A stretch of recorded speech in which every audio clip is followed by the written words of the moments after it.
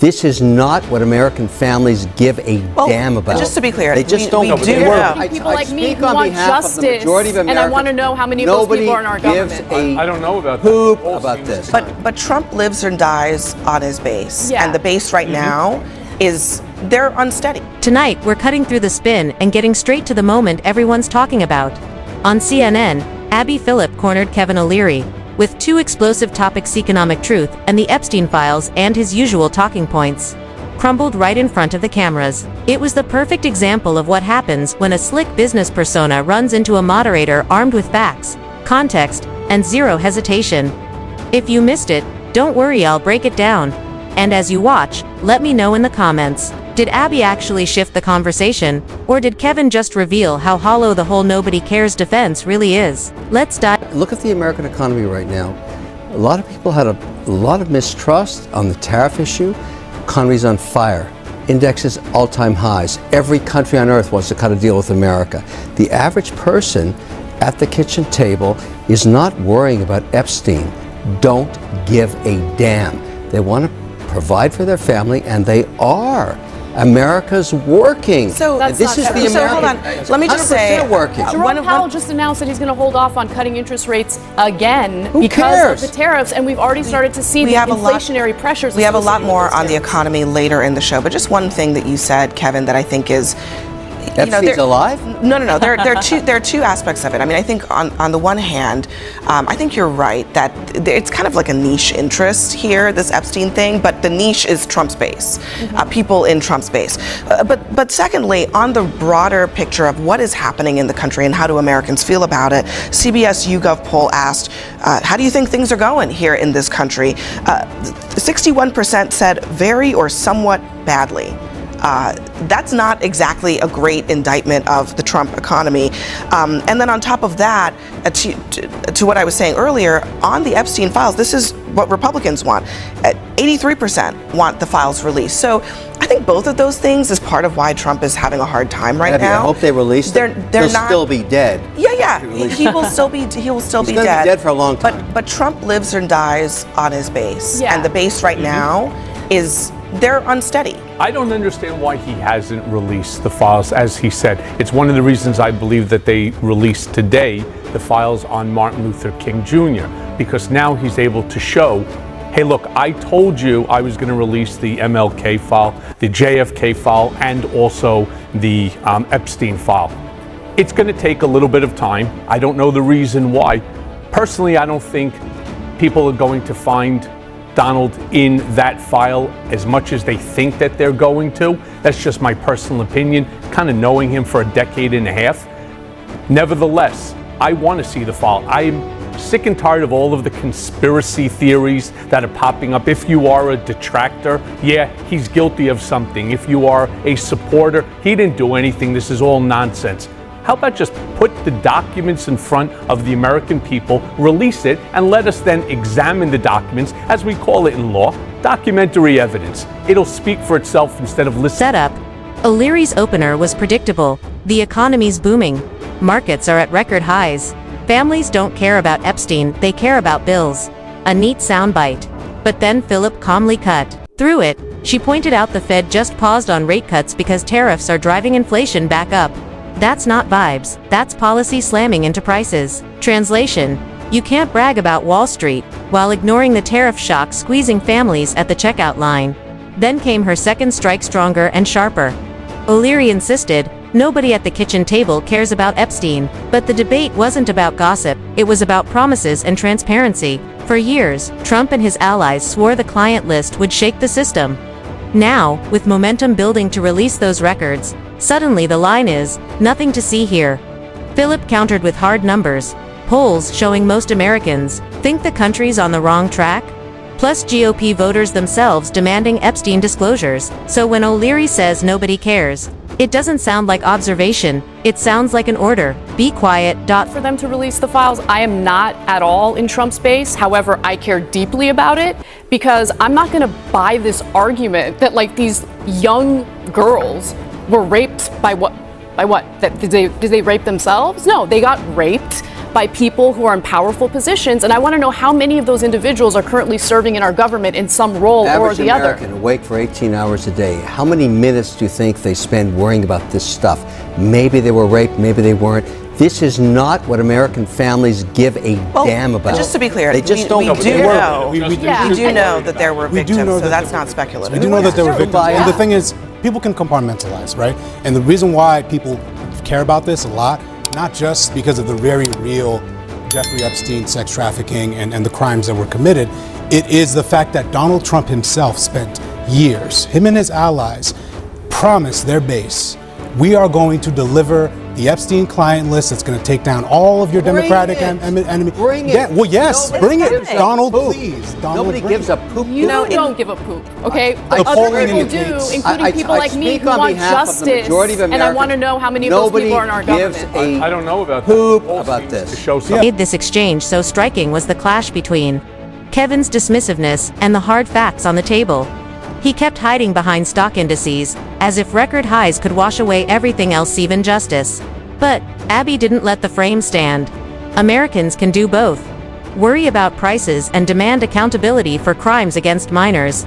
That's not a distraction, it's about trust in government. If powerful people abuse children, the public has a right to know. One panelist nailed it. There were victims. We know there were victims. You could feel the difference between market chatter and moral stakes, and viewers felt it too. The most telling beat came when Kevin echoed Trump's own line. Trump now dismisses Epstein as boring, claiming nobody cares. Kevin parroted the same words almost verbatim. That's not coincidence, it's message, discipline. A year-long crusade to expose the list suddenly gets downgraded to a shrug. That's not kitchen table wisdom. That's political expedience, especially awkward after years of right-wing media promising those names would detonate the left. If the list never mattered, why was it obsession? If it still matters, release the files. You can't have it both ways. Abby also navigated the thorny issue of timing, drawing parallels to the release of the MLK files. Even Martin Luther King's family split on how those disclosures were handled. That tension only sharpened her point. If transparency can hurt innocence, why rush some releases while stalling the one your own base demanded for years? Abby didn't sermonize. She simply set contradictions against the record and pressed with follow-ups. That's journalism. The jaw-tightening moment came when Kevin trivialized public interest in identifying powerful offenders. Sneering right after another panelist reminded everyone there were victims, Abby refused to concede the frame. This wasn't lurid gossip, it was rule of law. A booming market doesn't excuse hidden crimes, and it doesn't cleanse them. If you think stock prices make morality irrelevant, you're not solving the problem, you're just putting a price tag. Particular have been so interested in the Epstein story and so upset about how it's been handled. Why do you think that is? Why they would be so interested. He's dead for a long time. He was never a big factor in terms of life. I don't understand what the interest of what the fascination is, but I don't understand why the Jeffrey Epstein case would be of interest to anybody. It's pretty boring stuff. It's sordid. Abby wasn't claiming the economic numbers are fake. She was calling out Kevin's selective use of them. On fire for whom? If tariffs are forcing the Fed to hold back, families feel it in higher rates and rising bills. If polls show most Americans believe things are going badly, you can't spin. That is kitchen table indifference. An explanation. Kevin's fallback. Nobody cares collapsed the second Abby pushed him into specifics. Rate paths, tariff shocks, public demand for Epstein transparency all contradicted his claim. And when forced to defend those details, the confidence drained from his tone. Then came a telling side note about authenticity. In the back, a Trump ally admitted that some Trump art sold at auction wasn't even drawn by him. A small disclosure, but it landed like a metaphor. A movement willing to blur facts whenever branding demands it. That's where Abby's strength showed. She didn't let the room float away on vibes. She stapled arguments to verifiable frames, Fed policy, polling, public promises, and just waited. The spin couldn't survive contact with the record. A lot of Republicans do. I mean, look, on the MLK files, I mean, it's interesting because the family did not want this released in this way. And Bernice King, Dr. King's daughter, posted this on X not just a little while ago. Now do the Epstein files, as she says, with a photo of her father, because Trump's argument on the Epstein files is that, people might get hurt by what's in this.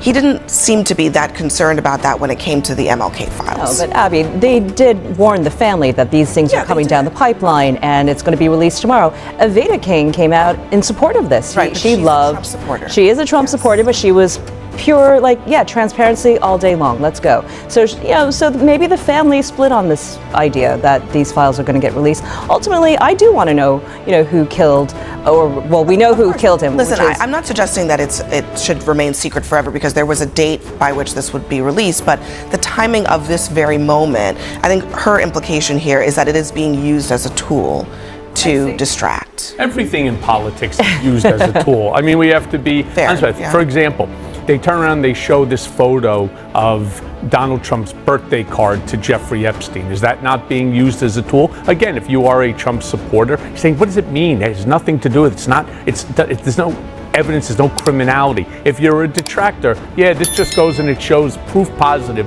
that Donald Trump was somehow involved in this thing.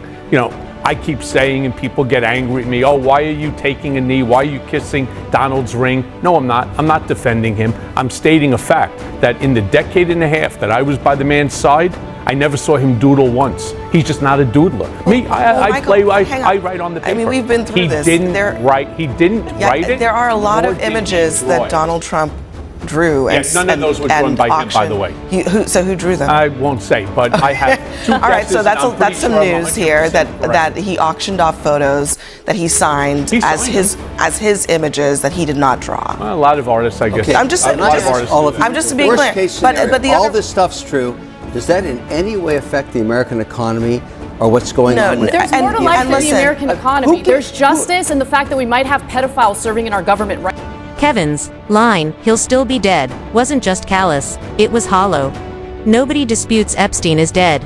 The question is whether living, powerful people committed crimes. Brushing it off as ancient history is like saying, why investigate a Ponzi scheme? The founder's gone. We investigate because victims are alive. Co-conspirators may still hold power.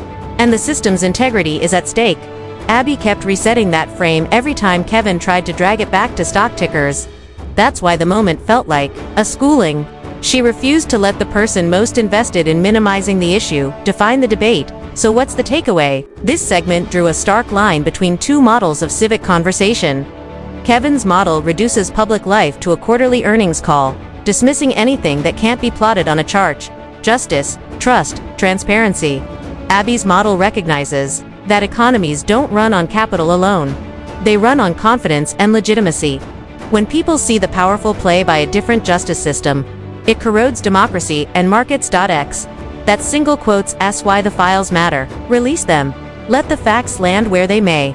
And let voters judge leaders by the same standard as everyone else. What people care about is how to feed their families and how the economy grows and take care of their futures. This stuff is poop on a stick. Nobody gives. If we want to talk economy, which we will, what is Trump doing other than providing absolute uncertainty, injecting all of this into the market? We have the bond markets here trying to wonder whether or not the debt that's coming from the big beautiful dead guy bill matters. No, he's dead. The value tell that to his base. He's dead tomorrow morning. I guarantee he's dead tomorrow morning. Tell that to the victims in his base. Okay, it's his base. It's his base that actually wants it, even more than the Democrats. See, now what happens is the base is screaming for the documents. They're not getting it.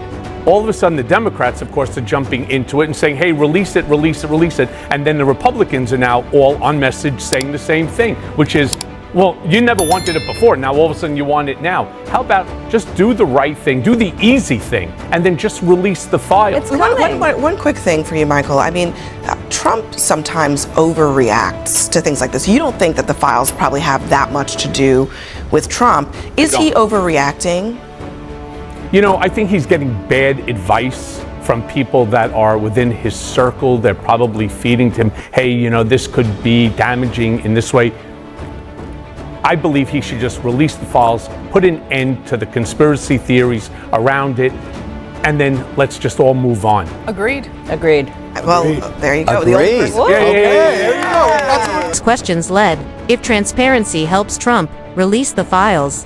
If it hurts him, release them anyway because truth matters more than tribe. And if you really believe nobody cares, prove it. Publish everything and let the public yawn. But if you're afraid they might care, then the issue isn't kitchen table apathy, it's elite fear of accountability. That's the argument Abby Phillip forced onto the table, and Kevin O'Leary had no good answer, so tell me, did Abby win this exchange? If you think she did, hit that like button. And if you want more fact-first breakdowns that cut through spin, make sure to subscribe and ring the bell.